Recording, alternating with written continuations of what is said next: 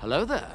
This is where the fun begins. Grand Admiral Thrawn may have succeeded at the end of the day in Ahsoka's Disney Plus finale, but he also revealed his potentially fatal flaw. What's his greatest weakness? Episode 8, the finale of Ahsoka, concluded with Ahsoka Tano and Sabine Wren being stranded on the planet and other galaxy of Peridea, and Thrawn's victorious return to the original main Star Wars galaxy to cause havoc and chaos and a whole nother war. But even though Grand Admiral has won this round with his trademark calculating brilliance, he also has exposed a weakness that Ahsoka isn't likely to forget moving forward. As we see towards the end of Ahsoka's finale, and on the verge of Thrawn leaving the planet of Peridea, making his way to the main Star Wars galaxy, the Grand Admiral seemingly can't help but provoke at Ahsoka, showcasing a surprisingly petty side of the formidable Chiss. Before jumping into hyperspace, into the main Star Wars galaxy, traveling there, Thrawn tells Ahsoka he's correctly predicted her plan because she's just like her former master,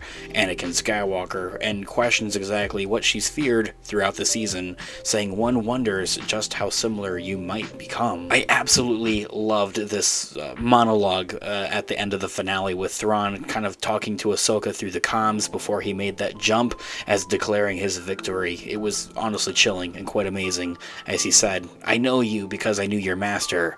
I concluded your strategies would be similar. One wonders just how similar you might become one day. Perhaps this is where a Ronin such as yourself belongs. Today, victory is mine. Long live the Empire." And so, after flauntering and teasing at his victory and the Empire's revival, seemingly, Thrawn can't help but give a smug smile before leaving Ahsoka and Sabine behind in his ship's wake. And so, from the story perspective, Thrawn teasing Ahsoka about her darkest fear, which is becoming like Anakin and falling to the dark side, showcases her arc and that she's come to terms with the past throughout this season, with the plentiful of flashbacks and visits that she's received from her former master, Anakin Skywalker, in the World Between Worlds. However, highlighting her former weaknesses, Thrawn also showed his own pettiness. Thrawn had already won before giving his speech, but he just had to go on and talk more, and to his thinking, Ahsoka was no longer a threat at that point. His decision to deliver a personal dig and monologue with the obvious "today victory is mine" suggests that Thrawn, who's been living with this defeat since the event of Star Wars Rebels animated show finale, was left smaller and more insecure about it, even at that. Still, the finale, Episode 8 of Ahsoka, wasn't the first time that Thrawn's new petty attitude, particularly towards the Jedi, was on display. We've seen this kind of act before from the character. For instance, in the Ahsoka show, after Baylan Skoll helps Morgan Elsbeth reach the planet of Peridea and proves his usefulness, Thrawn sends him to find Ezra Bridger, and the intention of leaving Baylan behind and stranded anyway.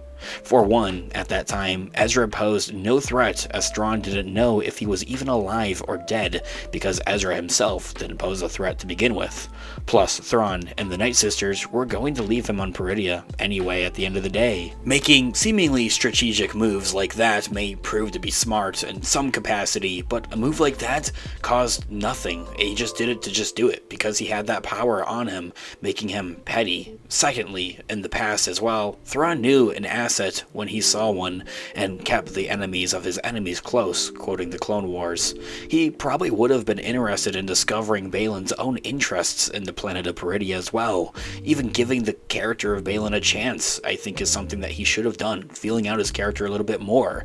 But he was called a mercenary and simply viewed him as a mercenary for Baylan and his own apprentice, Shin, and so Thrawn treated him as such, as mercenaries. Just extra hands, extra bodies, almost similar to what the stormtroopers were. While sending Baylan on an unnecessary errand works to Thrawn's benefit to some capacity, when Ahsoka arrives, it still suggests that his bitterness and revenge, not strategy, is why he's so quick to discard the Jedi turned mercenary and to kill exiled Ezra, as if he was trying to replay a card that he's already played out. So, what does this mean going forward? Well, are we going to be seeing a different type of Thrawn character for the Mandoverse and moving forward, especially?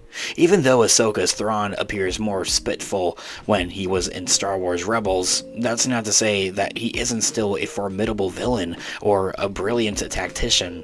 Rest to assure, the Mandoverse is just getting started for one, and it does have a major problem on its hands though, but it wouldn't make sense for Thrawn to be the same after suffering defeat, and with spending a decade nearly in exile away from people after a loss. He needs to be different, and he needs to be angry about it. Angry and spiteful, causing him to mess up in areas. It's a common theme throughout Star Wars if you haven't ever noticed. For a prime example of Anakin Skywalker, his anger letting that get to him caused him to fall to the dark side. And so, in some ways, Thrawn having a Jedi vendetta makes him all the more formidable to that. His anger for the Jedi just overall is going to throw him off, and it's going to make him fail in some way or another, it seems. Still, while it's quite terrifying, it is a weakness, and could be a Dave Filoni hint at how the Mandoverse characters could defeat Thrawn with the power of friendship. No, I'm just kidding. In fact, in a way, it kind of already has actually played out in that way. While Thrawn taunts Ahsoka, Ezra is stowed away in his ship aboard, unbeknownst to him and the rest of his people. And even his insult of perhaps this is where a Ronin such as you belongs turns out to be a true, but for completely different reasons, to a point.